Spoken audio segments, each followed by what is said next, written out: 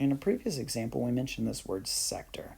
Sector is the shape, basically, of one slice of pizza. It's not quite a triangle because it has a little curved edge. Here's the definition. It says, a sector of a circle is the region between two radii of a circle and the included arc. Here, let me wrap a circle around this pizza. Okay, so you can see that the pizza slice that's left over from A, O, B, and the included arc right here, that is a sector, the shape of that. And, well, so is the white piece that's left over here, the shape that looks sort of like a white Pac-Man. It's also a sector. The difference is that this red arc over here, this is a small one. It's smaller than half of the circle. That is called a minor arc. And the bigger one that wraps around through point D, that's bigger than half of the circle, that's a major arc. A sector of a circle, it's a two-dimensional shape. Therefore, it has area, and its area would be measured in square units. So let's talk about strategy on how you could find the area of this particular shape.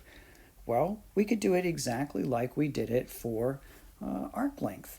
It should just be a fraction of the whole entire area of the circle. We find the area of the circle and multiply it times some sort of fraction, and that fraction would be this angle measurement from B to A, that central angle or that arc measure, out of 360 degrees. And that is precisely what the formula is. So let's look here at the area of a sector formula. If the radius of a circle is r, as we can see here, and two radii form a central angle of a degrees, then the area of the sector formed by those two radii is given by the formula a is equal to little a degrees, that's the central angle there, out of 360 times pi r squared. And of course that pi r squared would be the area of the whole entire circle. So notice that this formula is just like the one for arc length. The only difference, of course, is that we're multiplying it pi r squared instead of 2 pi r. Okay, so like before, I can rearrange the pieces here to form a proportion. I can take this pi r squared, I can divide it to the other side to get area of the sector on top over pi r squared is equal to the measure of the arc over 360. So I have area over area is equal to this angle A over 360. Small over big, small over big.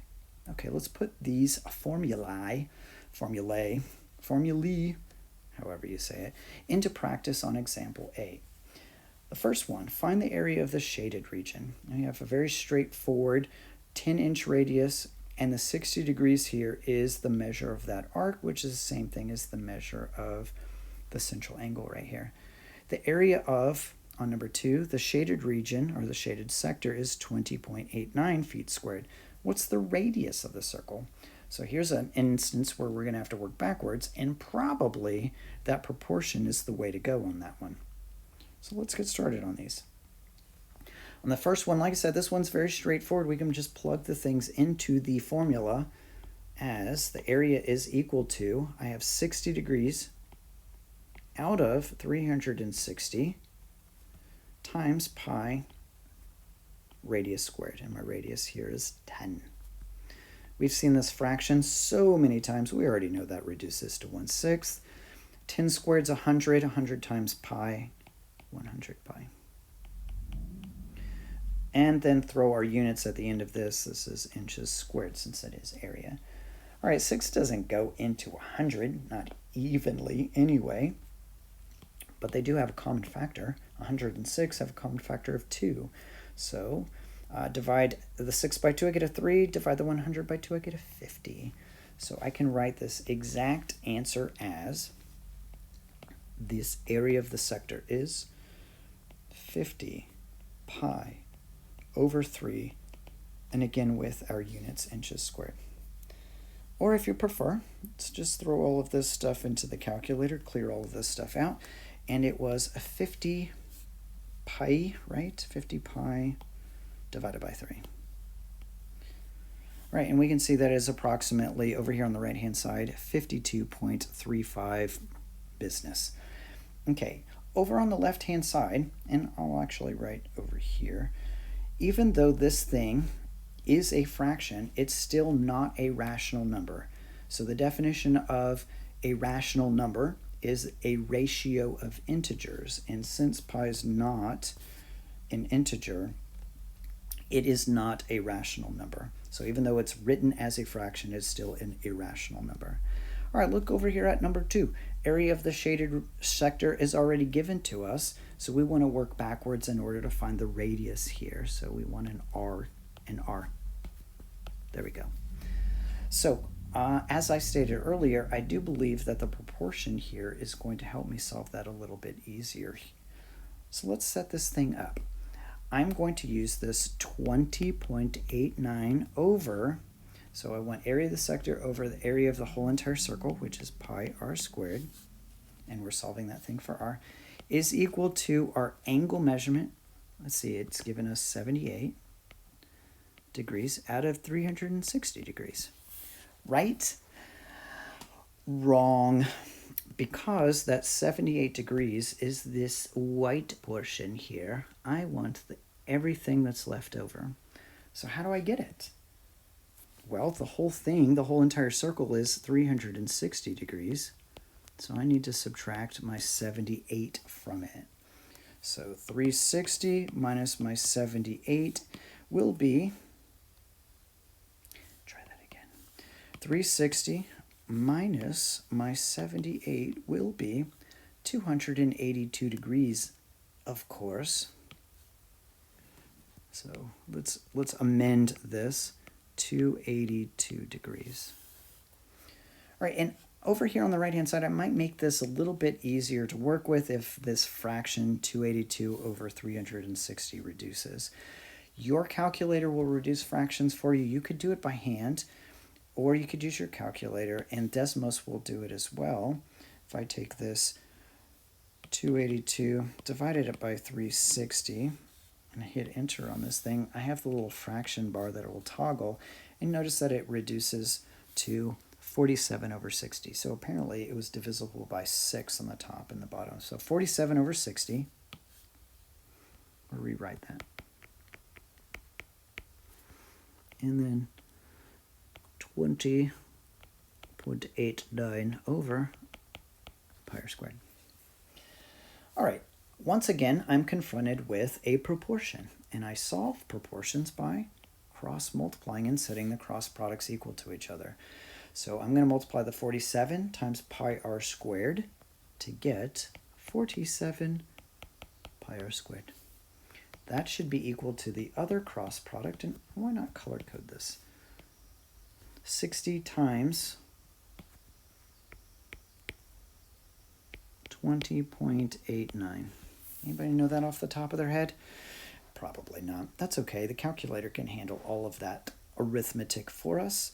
And so a strategy sometimes is this. I've got lots of complicated arithmetic that's happening. Just do all the work on the paper, and then at the very end, plug it into the calculator all in one go. So with that in mind, I need to get r squared by itself. It's being multiplied times 47 pi. So to get rid of it, I'm going to divide both sides by 47 pi. Of course, that will cancel on the left-hand side, leaving me with r squared, equaling 60 times 20.89 over 47 pi. Hey, don't forget your 7. What's the last step here? Well, to get rid of the squared on the r, I'm going to take the square root of both sides and ignore the negative solution, because a radius, yeah, it's rarely, as in never, a negative number. So radius, unless we're talking about polar coordinates, I guess. Anyway, so the radius is equal to exactly the square root of 60 times 20.89 divided by 47 pi. This is an exact answer. It might give you, I guess, some anxiety. You can resolve some of that anxiety, I guess, by putting it all into the calculator. And like I said, I'm just going to throw it into the calculator all at once. I'm going to start with that square root. I'm going to use the little fraction bar over here, this a over b, and type in 60 times 20.89. Go down to the bottom of the fraction and type in 47 pi. And get approximately 2.91. 2.91 somethings. My radius is approximately 2.91. Let's see what the units should be. Well, the area is measured in feet squared, so the radius length should be measured in just plain feet. Now, right before I end this video, let's talk about the fact that if you had put this into your TI calculator, assuming you had one of those TI-84 calculators, and you didn't use that fraction bar, maybe you didn't get the same answer that I got. So you have to make sure that you format it, put it into the calculator just right. So let's say that you're on that calculator and you open your square root symbol, and then your cursor starts blinking on the inside of that. So you start typing in 60 times the 20.89 and hit your division, and then 47 pi. So if you type it in exactly like this, you absolutely will get the wrong answer. And that's because your calculator is doing order of operations properly. It's first doing the left-right multiplication and division in order as it comes. So it's going to multiply these two numbers together as it's supposed to, then divide by only the 47, get a number, and then take that number and multiply it times pi. In order to avoid that error, you have to make sure you put parentheses around the whole entire denominator, and then you should get that radius length of 2.91-ish feet.